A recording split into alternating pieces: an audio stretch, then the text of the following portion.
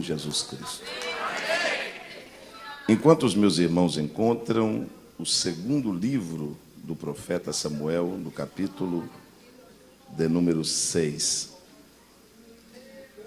Enquanto os irmãos vão encontrando, eu quero agradecer a Deus pelo privilégio de hoje estar aqui, participando pessoalmente da vigília O Bom Samaritano.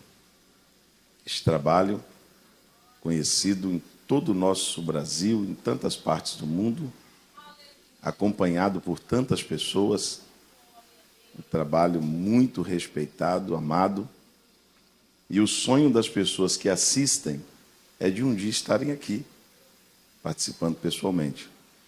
Hoje Deus está me dando o privilégio de estar ladeando o pastor Moisés Martins. Obrigado, pastor, pela oportunidade.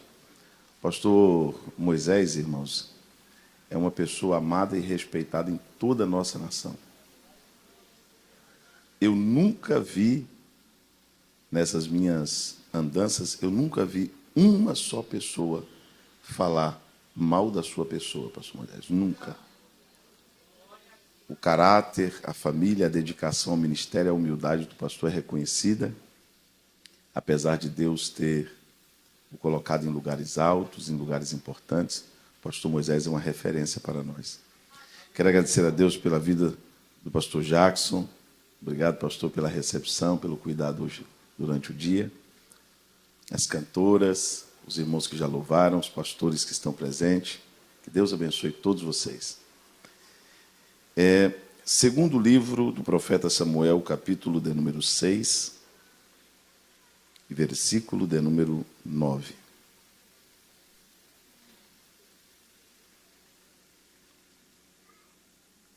E Davi teve medo do Senhor naquele dia e disse: como a arca do Senhor virá até mim? Você pode repetir bem forte comigo? E Davi teve medo do Senhor naquele dia. Podem se assentar, meus irmãos. Quantos estão desejosos de ouvir a palavra de Deus?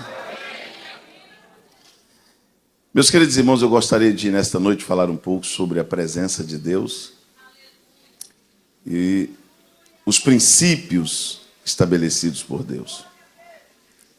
Nós sabemos que o nosso Deus é conhecido como Criador, porque todas as coisas foram feitas por Ele e nada do que se foi feito sem Ele se fez. Foi Ele que fez tudo. E Deus é detalhista no que faz. Os irmãos percebem que na criação, toda vez depois de criar, a Bíblia diz que Deus observava o que Ele criava e dizia que era bom. Quando nós vamos ver o capítulo 6 do Gênesis, e Deus está querendo destruir a terra com o dilúvio, Deus resolve preservar a família de Noé, e quando Deus fala para Noé construir uma arca, é Deus que dá o modelo da arca. É Deus que dá a medida da arca. É Deus que dá a madeira que a arca vai ser feita. O modelo do barco, o modelo da arca, não foi Noé que desenhou. Foi Deus. Quando você vai no tabernáculo, dezenas, centenas de utensílios do tabernáculo, todos, Deus deu o modelo. Deus deu a cor. Então, Deus é um Deus que Ele cria e no seu princípio Ele estabelece para aquele modelo não ser feito por nós. Por isso que a Bíblia diz que Deus criou o homem perfeito. Mas o homem buscou muitas invenções. E falando da Arca da Aliança, todos os irmãos conhecem, só vou lembrar vocês, era o utensílio mais sagrado do tabernáculo. Ela ficava no lugar santíssimo, havia um véu na porta, e essa arca, quando Deus falou para Moisés que ela deveria ser construída, Deus falou para Moisés a madeira, Deus falou para Moisés a medida, e Deus disse para Moisés que essa arca tinha que ser revestida de ouro por dentro e por fora, e dentro desta arca estava a vara de Arão que floresceu, um vaso com o maná que descia no deserto e as tábuas da lei. A tampa da arca, que se chamava propiciatório, tinha 2 querubins em cima, onde as suas asas se encontravam, e ali a glória de Deus descia, e dali Deus falava com o sumo sacerdócio. Mas o mais interessante de tudo isso, pastor Moisés Martins, é a lateral da arca. A mensagem que eu vou pregar está na lateral da arca. Na lateral da arca, Deus manda fazer 2 argolas. 2 argolas de um lado, 2 argolas do outro, e dentro dessa argola se passava um varão, uma vara coberta de ouro. E Deus determina a Moisés e também a família de Arão que a arca teria que ser carregada pelos levitas descendentes da casa de Arão e que teria que ser carregada no ombro. Então os sacerdotes pegavam aquela vara, atravessavam nas argolas e colocavam a arca no ombro. E Deus, você lê lá no começo, Deus faz uma proibição. A arca não poderia ser levada de outra forma. Ela só poderia ser levada no ombro. Como que a arca tinha que ser levada? No ombro. Essa arca, a arca da aliança, a arca do concerto, a arca de Deus, que é a mesma arca, ela era considerada pelo povo de Israel a própria presença de Deus no meio deles. Você vai ver a presença dessa arca na travessia do Jordão. O povo estava tão despreparado para estar perto de Deus que Deus mandou eles ficar 900 metros da arca. E Deus diz assim, olha, Josué, diga para o povo santificar, porque amanhã eu vou fazer maravilha no meio deles, e ele precisa santificar hoje, porque amanhã, quando a arca parar no pé do Jordão, eles vão ter que passar perto da arca. Foi o momento que eles deixaram de estar os 900 metros para passar perto da arca. E você vai ver essa arca em tantos outros acontecimentos, até chegar no 2º livro de Samuel, onde a capital espiritual não era Jerusalém, era Siló, e essa arca estava com a família de Eli. E houve uma batalha dos filisteus com o povo de Israel, e os 2 filhos de Eli, que infelizmente eram desviados, eram profanos, e eram maus aos olhos de Deus, a Bíblia diz que quando eles estão perdendo a batalha para os filisteus, porque os filisteus prevaleciam contra eles, os filisteus eram mais fortes do que eles, a Bíblia diz que eles voltam correndo para Siló e buscam a arca de Deus na intenção de afugentar os filisteus. Esse é o problema de muita gente, buscar Deus depois que a guerra está sendo perdida. Você hoje está se abastecendo para a guerra que ainda vão vir. É interessante esse negócio de não ficar buscando Deus depois. Deus não é para depois, Deus é para hoje. Deus é para agora. Deus não é um amuleto de sorte. Não. Eles pegaram, pastor Moisés Martins, levaram uma arca para o vale. Quando chegou no vale, os filisteus prevaleceram e tomaram a arca de Deus. Tomaram. O utensílio mais santo de Israel foi tomado pelos filisteus e levado de Ebenezer até Asdod, a capital da Filistia. Quando eles chegam com a arca de Deus em Asdod, eles levam a arca de Deus para onde? Para dentro da casa de Dagon, o deus dos filisteus.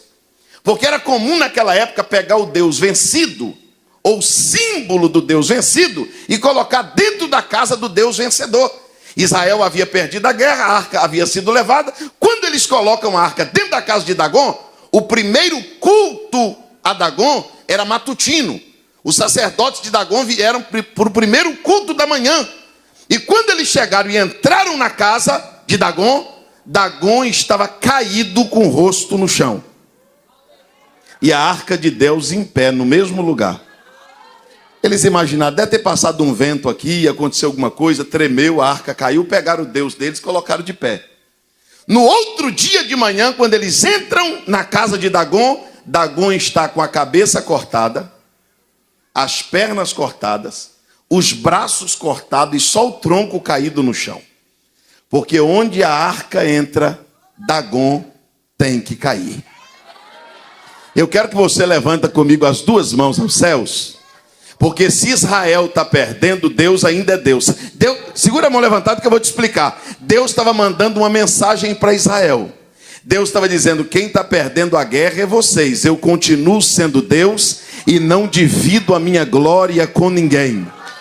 E onde essa presença entra, os demônios caem, os demônios fogem, os espíritos batem retirada, porque a arca de Deus não divide espaço com Dagon. A arca de pé, Dagon caído. Mas vou chegar lá, paciência. O que eles fizeram? Sabe o que eles fizeram? Pegaram a arca de Deus, Não dá para ficar com essa arca em Asdod. Vamos fazer o seguinte, vamos mandar essa arca para a cidade de Golias, vamos mandar essa arca para Gate. Pegaram a arca de Deus, porque Deus enviou enfermidade sobre eles, sobre os moradores de Asdod, e eles pegam a arca e dizem assim, Deus, nós estamos recebendo um castigo, vamos mandar para Gate. Quando chega em Gate, Deus manda enfermidade sobre os moradores de Gate. Eles se desesperam e manda a arca para uma cidade chamada Ecrom. Quando a arca chega em Ecrom, ela já tinha corrido toda a terra dos filisteus. Aí os anciãos de Ecrom fizeram uma reunião, dizendo, olha, se Israel tem um Deus e isso aqui pertence a ele está querendo de volta. A presença do Deus de Israel não está feliz aqui. Nós precisamos mandar essa arca de volta. Pastor, por que a arca de Deus passou em 3 cidades dos filisteus e Deus mandou enfermidade sobre eles e não ficou lá? Eu vou falar uma coisa aqui que vai contrariar os ecumênicos, que vai contrariar as pessoas que dizem que Deus está em todo lugar, que Deus está em todas as religiões, que Deus está em todas as igrejas, que onde tem uma pessoa de bom coração, não funciona assim. Deus não habita no meio de filisteus. A arca de Deus não se sente bem no meio de terra de filisteu, não sente. Deus diz, aqui eu não fico. Eu quero voltar para o meio do meu povo. Aí os moradores de Ecrom disseram o seguinte, vamos fazer o seguinte, vamos mandar essa arca de volta, só que nós vamos fazer um teste. Nós vamos pegar 2 vacas que acabaram de criar, porque a vaca não deixa o bezerro por nada. E nós vamos pegar essas vacas e vamos colocar num carro que nós vamos construir. Aí nós colocamos a arca dentro do carro que construímos, colocamos alguns presentes para o Deus de Israel e a gente solta as vacas. Se as vacas for na direção do bezerro, aí a gente não sabe o que faz. Mas se a arca for na direção de Israel, aí é porque o Deus de Israel está querendo, o Deus do povo de Israel está querendo essa arca de volta. Quando eles colocam a arca dentro do carro que eles fizeram, as vacas abandonam os bezerros. Agora, por aí, deixa eu te perguntar. Vaca tem GPS? Waze? Vaca tem bússola? Vaca sabe para onde é o norte, para onde é o sul? As vacas eram dos filisteus ou era de Israel? Então era para elas ficar lá. Mas quando colocou a arca em cima do carro, a Bíblia diz que elas começaram a mugir. E elas mugiam e caminhavam na direção exata de Israel. Então levanta suas mãos que eu vou explicar. Presença de Deus não erra endereço. Não, vou falar de novo, a presença de Deus não erra endereço. Nessa madrugada a presença de Deus não está rodando Florianópolis procurando um sinal. Não, nessa madrugada Deus está aqui, porque Ele sabia para onde vinha, Ele está no nosso meio, e as vacas vão levando a arca na direção de Israel, e a Bíblia diz que elas não vão caladas. Eu vou colocar uma vírgula aqui, porque eu vou chegar lá. A Bíblia diz que as vacas mugiram, desde a hora que saiu da terra dos filisteus, até chegar em Israel. Agora eu vou te fazer uma pergunta, só para você não dormir na madrugada. Se até as vacas, quando levam a arca, mugem, você, irmão, tem glória não? Não tem aleluia? Carrega a arca calado? Carrega a arca sem falar em mistério? Carrega a arca e não dá glória a Deus? Que negócio é esse de carregar a arca calado? Pega a mão do irmão que está do teu lado e diga para ele assim, quem leva a arca não se cala. Vamos lá, nós vamos chegar. As vacas estão levando a arca para Israel. Chegaram na fronteira, no limite, numa cidade chamada Bet-Semes. Qual é o nome da cidade?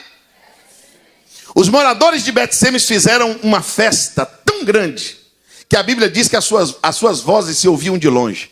E eles davam um pulo desta altura dizendo, a arca voltou, a arca voltou, a arca voltou. Deus está no nosso meio de novo.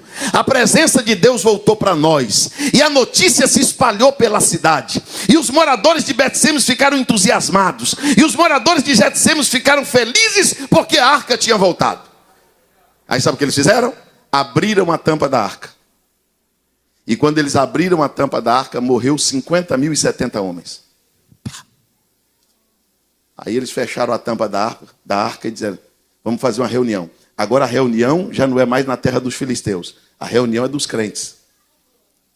Quem está fazendo a reunião agora não é os filisteus. Quem está fazendo a reunião agora é os crentes de Israel. A congregação de Bet-Semes se reúne, pastor Moisés Martins. E os irmãos da igreja de Bet-Semes se reúnem, estou conjecturando para os irmãos entender.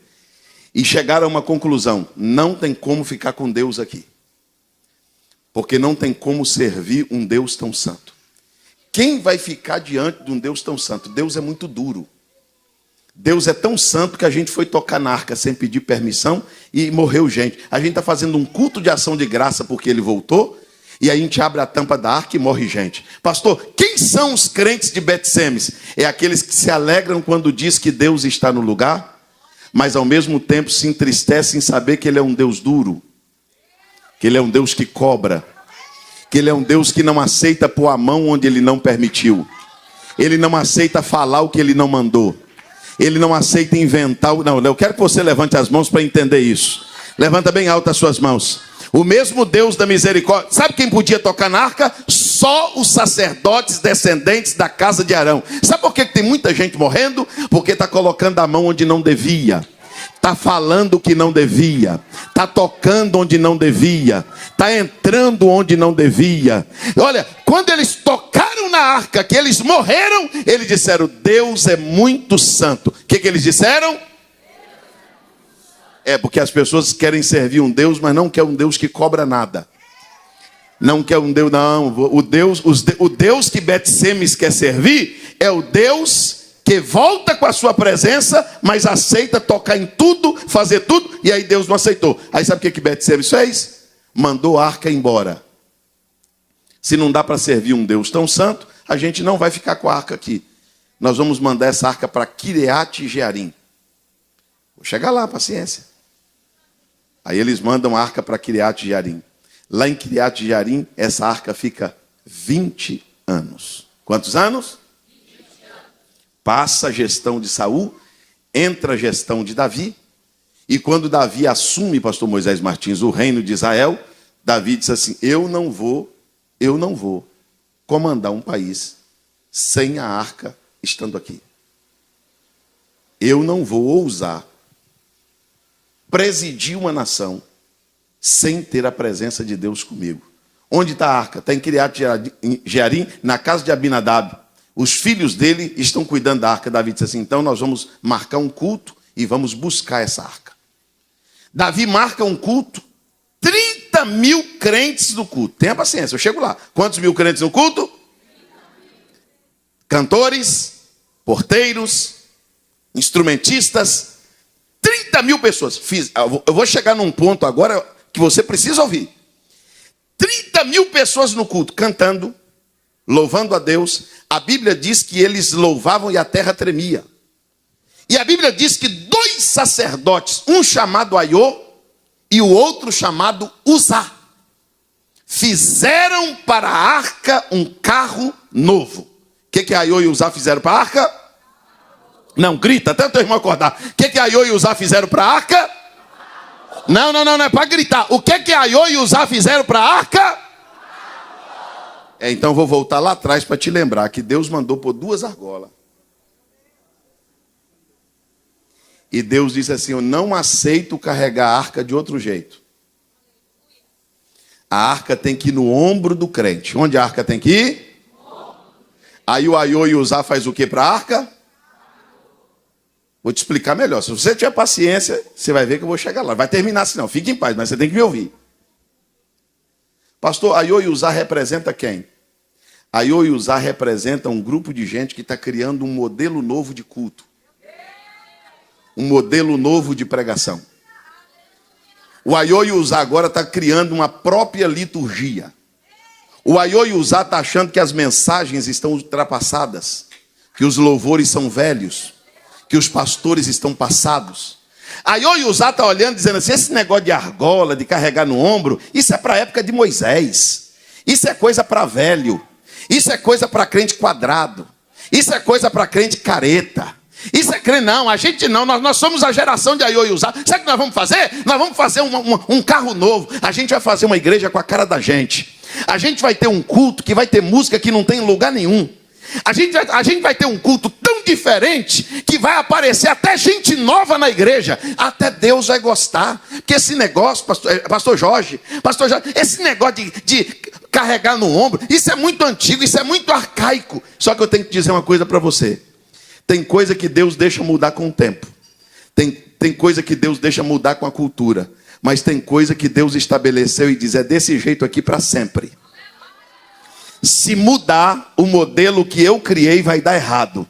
Aí o Aiô-Iuzá, vou chegar lá. Aí o Aiô-Iuzá faz um carro novo e coloca a arca em cima. Deus mandou carregar no ombro. E eles colocaram a arca onde? No carro.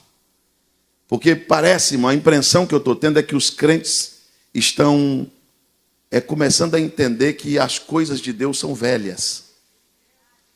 Os métodos de Deus são ultrapassados.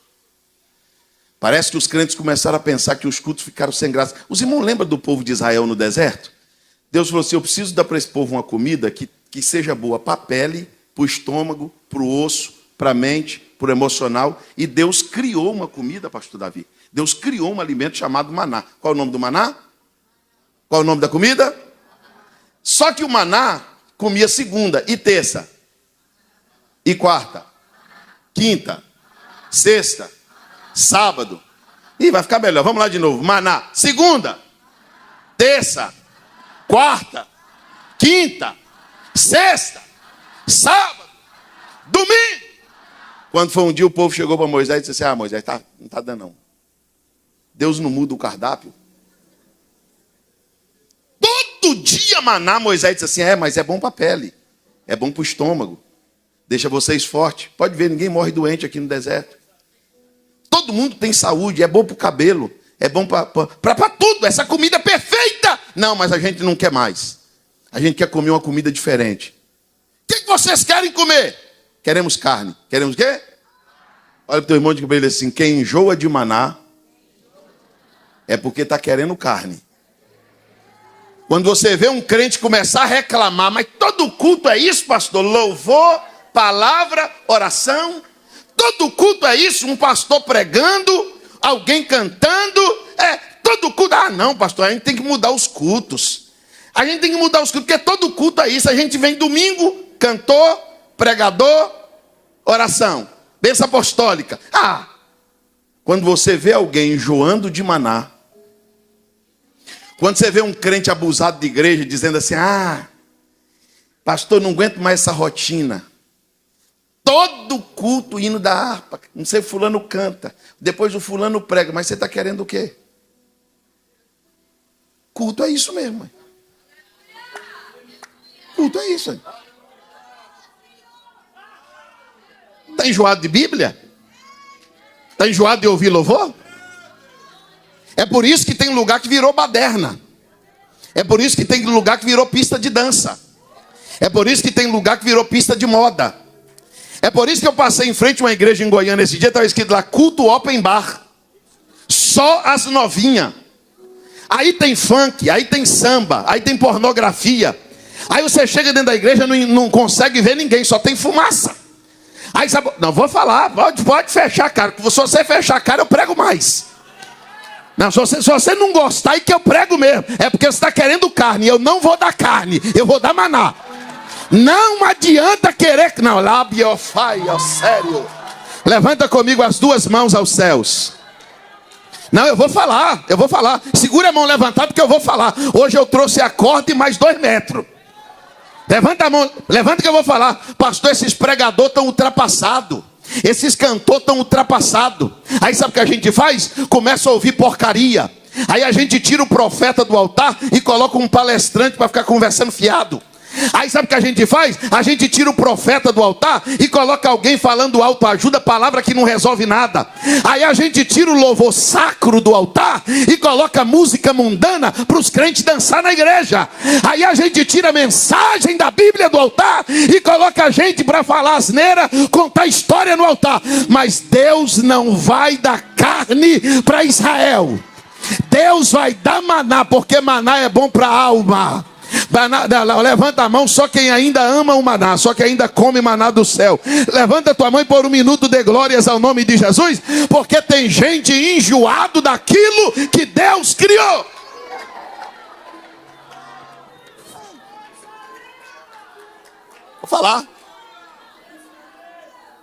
Vou falar. Se alguém se revoltar, se assistir depois, me ligar, encher minha paciência, não tem problema não. Que negócio é esse agora, irmão, que a gente quer mudar tudo? Que negócio é esse agora de não achar graça mais no maná? Todo dia isso, pastor? Não, irmão, mas todo dia é isso mesmo. É todo dia Bíblia, é todo dia louvor, é todo dia oração. Ser crente é isso. Você está querendo o quê? Você está querendo que tire as cadeiras da igreja e põe um forró na igreja? Você está querendo que tire o altar da igreja e coloque um stand-up para contar piada no altar, igual algumas igrejas estão fazendo?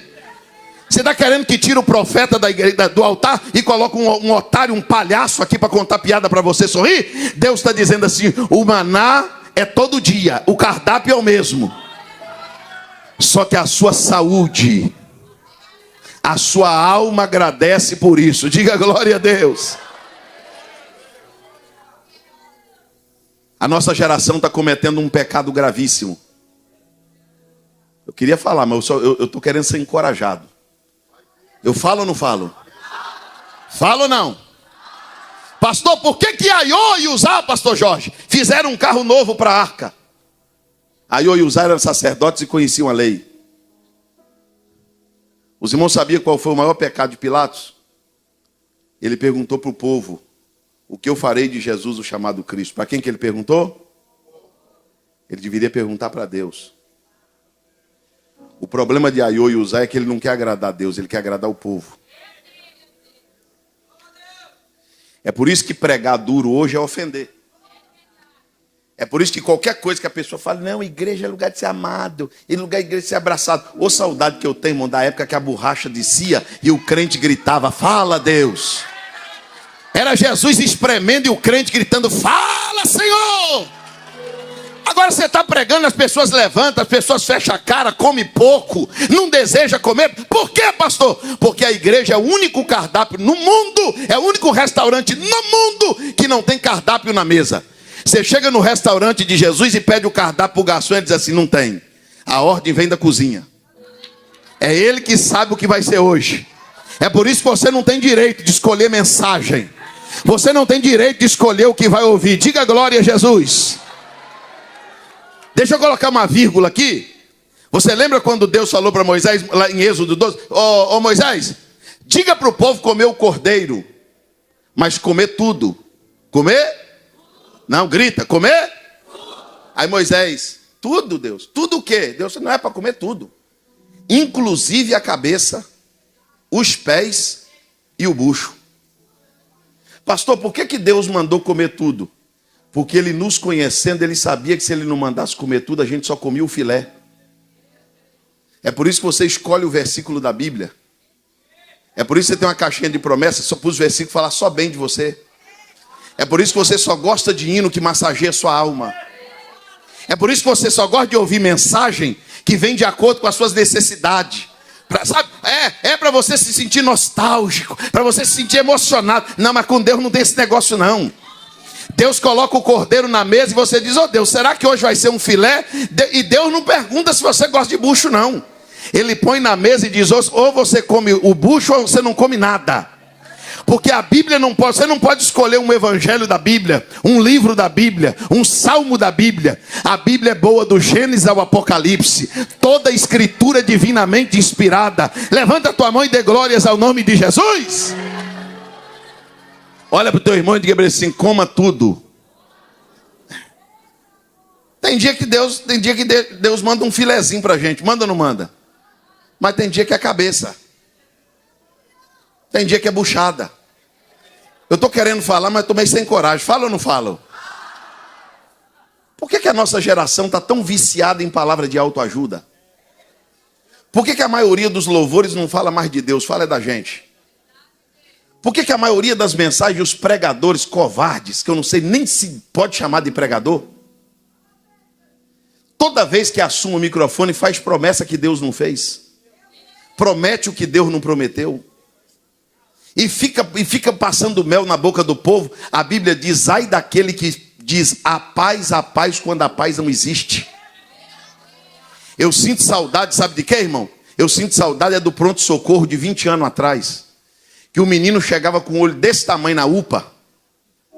Que nem UPA era naquela época, era posto de saúde mesmo. E o médico chegava, olhava, botava um negócio assim, um palito de picolé na boca do menino, apertava. Olhava tudo inflamado, dizia assim, entra aqui nessa salinha aqui que ele vai tomar uma bezetacil. O menino, irmão, via a morte na frente dele. E a mãe puxava ele se arrastando, os músculos contraindo, a lágrima descia quente no olho e ele gritando, mãe, mas vai doer mesmo, mas só que você vai sarar, vai doer, mas vai ser bom. Você está me entendendo, meu irmão? Levanta comigo as suas mãos aos céus, levanta bem alto, olha para o teu irmão e diga para ele assim, você ainda ouve mensagem da Bíblia? Ou você veio querendo comer um pedaço de carne? Diga para ele, porque tem maná do céu para nós aqui hoje, como tem todas as vigílias. Diga glórias a Deus. Sabe por que o Aiô e o Uzá fez um carro novo para a arca? Porque eles acharam que o método de Deus estava ultrapassado. O Aiô e o Uzá disseram, não, esse negócio de argola, isso aí a gente tira da arca. Se precisar a gente até tira. Colocaram os métodos de Deus como métodos ultrapassados. E eu vou perguntar de novo, Deus mandou levar a arca onde? Só quem lembra, onde Deus mandou levar a arca? E agora eles colocaram a arca onde? E aí, pastor Moisés Martins, eles colocam a arca dentro do carro e eles, está na Bíblia, eu chego lá, você tem que ter paciência. A Bíblia diz que eles põem a arca no carro e eles tocam os bois. O que eles fazem? E quem está levando a arca? O carro. Quem está puxando? Mas Deus falou assim que era para o crente levar onde? O problema do evangelho do carro novo é que o crente tira a responsabilidade do ombro, põe no carro, e o evangelho já não é mais carregado. É um evangelho empurrado. É um evangelho tocado. É por isso que todo mundo é gospel. É por isso que todo mundo é crente. É por isso que gente da parte do Senhor, você vai, meu Deus, eu não sabia que era crente, essa criatura era crente, não. É por isso que todo mundo, ser crente hoje ficou legal. Todo mundo hoje se declara cristão. E ai de você se falar outra coisa, você é preconceituoso. Você é religioso. Ai de você se falar alguma coisa, você é fariseu. Se você falar alguma coisa, você é um fariseu. Por quê? O evangelho do carro novo é o evangelho empurrado com a barriga. Evangelho sem cruz, sem calvário, sem renúncia, sem lágrima, sem peso, sem choro. Você está entendendo? Diga glória a Deus.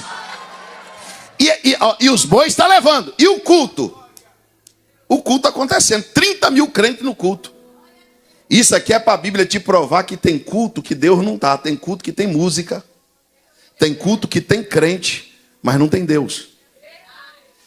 Os bois estão levando. Quando os bois chegam numa eira chamada Eira de Nacon, escute isso aqui. Os bois escorregaram. Quem escorregou? Eu tenho uma notícia aqui para quem leva Deus a sério. Pergunta para o teu irmão, você está levando a arca no ombro ou no carro? Diga para ele assim, se for no carro, espera para um escorregão. Quem leva o evangelho no carro pode preparar, porque uma hora vai ter queda. O boi vai escorregar na eira. Pastor, e quem está levando no ombro? Quem está levando no ombro, o diabo pode jogar uma casca de banana debaixo do pé dele. Quem está levando Deus a sério, o diabo pode fazer um laço debaixo do pé dele. Pode fazer uma arapuca no caminho dele. Se ele está fazendo dentro dos métodos de Deus, nenhum mal te sucederá. Nenhuma praga chegará na sua tenda. Levanta comigo as duas mãos ao céu, só quem leva Deus a sério. Isso, segure as duas mãos levantadas ao céu, que eu vou falar, o carro está pegando, irmão. Tenha paciência, levante as duas mãos aos céus, bem alto. Eu estou falando com alguns crentes aqui que ainda levam o evangelho a sério, que ainda levam o céu a sério, que ainda leva a palavra a sério, que ainda leva ministério a sério, que ainda leva a igreja a sério, Deus está te fazendo uma promessa aqui. Deus está dizendo: você é homem, você é feito de carne e osso, mas porque você está fazendo do jeito que eu mandei, carregando no ombro, eu não vou permitir você escorregar na eira. Se Satanás armar um laço, eu corto o laço e você escapa como um pássaro. Se ele fizer uma cova, eu cubro a cova para você passar ileso. Quem pode levantar a mão porque tem livramento de Deus na madrugada? Quem pode levantar a mão e dar glória a Deus porque o laço que o diabo armou para te pegar vai ser cortado? A arapuca que ele fez para te pegar, Deus vai quebrar ela. A armação que ele fez para destruir teu ministério não vai dar certo. Demicova séria. Levanta a mão para dar glória a Deus quem acredita em livramento. Pegue a mão de alguém que está do teu lado e tem um laço sendo cortado nesta madrugada. Tem alguém levando a arca no ombro aí?